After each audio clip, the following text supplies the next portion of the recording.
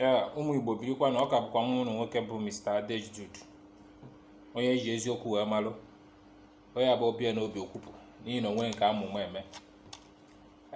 N'ụbọchị nke taa, ọ bụrụ na follow some of my posts na-emebu before, unu afọ ebe m kwuru okwu gbasara these 4 major states: Abia, Anambra, Enugu and Imo.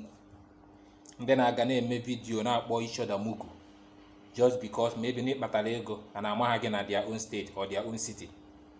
So today, from these 4 states m gosiri unu now, ejego nwetakwa 4 people from each state, 1 person from each state, ndị mmedu ya ozi bụ ndị bidoro, ndị bụ ndị so na ihe na ndị nyere ahụrụ a na-esinụ.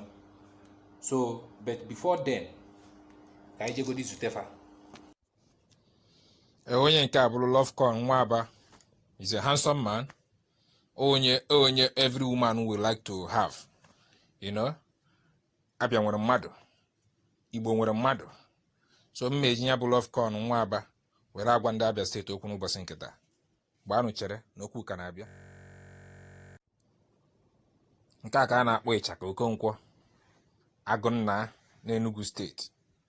Enugu nwere mmadụ, Igbo nwekwuru mmadụ. Onye ya bụ inepụ anya ifu ihe na ifu na nwoke zuru oke. Mmeji ewe na-agwa ndị Enugu steeti okwu n'ụbọchị nke taa. So cherenụ, okwu ka nkụ, ana m abịa.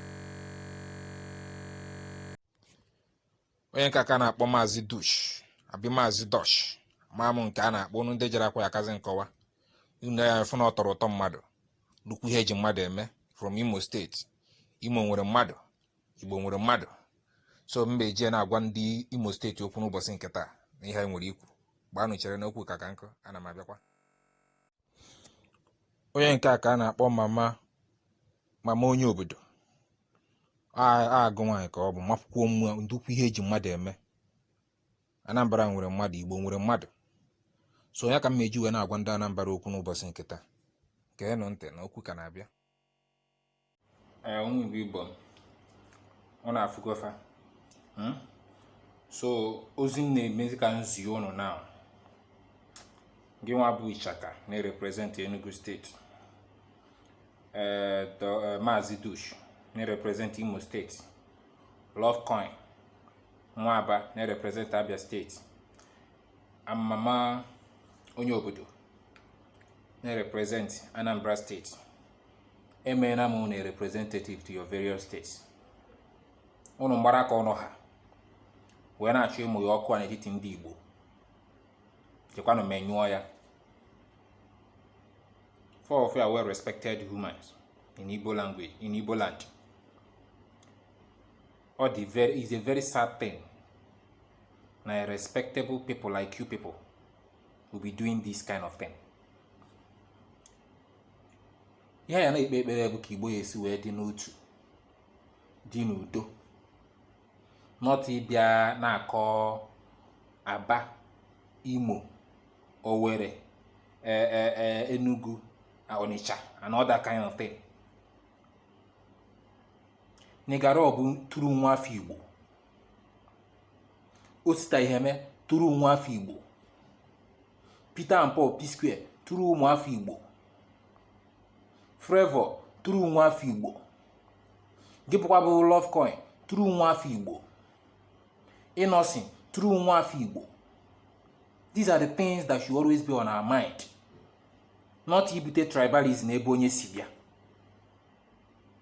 Unu na-efolo my video ya na-afụ na ihe m na-preach every day is what that will unite we as Igbo people.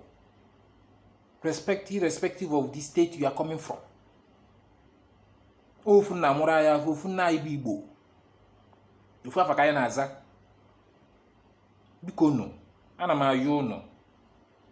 Eyuzuru m unu as a point of contact nyeziere ndị otu unu gasị. So ka unu ra mmegoro unu representative of your own states. Biko, go back and restructure what you have spoiled. Because ọgụ ifere ebidogo, ọgụ ebidogo. Anambra na can no longer collaborate with nwa Igbo, with onye Abia state or onye Enugu state. Gị bụ mama onye obodo na-asị gị danya n'akụkụ onye abịa na gị kpọọ onye egbuwa onye mgbu ka ọ gịnị ka ihu mere what do you guys want to achieve from all this kind of nonsense? Biko onye kasị ka m gwa ụnụ dịka m na-esi ekwu na mbụ, onye nwere uche o chegharịa. Ọ bụkwa na ṅụzuru mmiri ara nnu na aṅụzu dụọ n'onwe ụnụ mmekwuzi ọzọ. Bet ihe chọrọ ime ka ụnụ mara abụ ọ ya akara gị bụ nwa afọ Igbo mma na iwere okwute nwayọ onwe gị n'onu tukpunye gị n'ime mmiri dana ibutere onwe gị na ezinụlọ gị abụmọnụ just because na ị chọrọ imebi Igbo, which you know you cannot succeed. Because Igbo bụ ana nsọ, ọ Chukwu kere anyị, Chukwu kere Igbo. So nwekwa any human being mmadụ mụrụ ya emebinwu ya ma Chukwu akwadoghị ya. So ọ gwụcha n'ihe nsị ka m gwa ụnụ, onye nwere uche ya chegharịa. Ọgwụna ka ọra n'ọnụ. Ọ ka mbụkwa Mr. Adejude onye abụ ọbịa n'ọnụ ọbịa n'uche okwupụ adịmasị onye ọbụla iru because onwe onye na-enye m nri. Ịkpọọ m asị taa ndị fụrụ m n'anya akarị.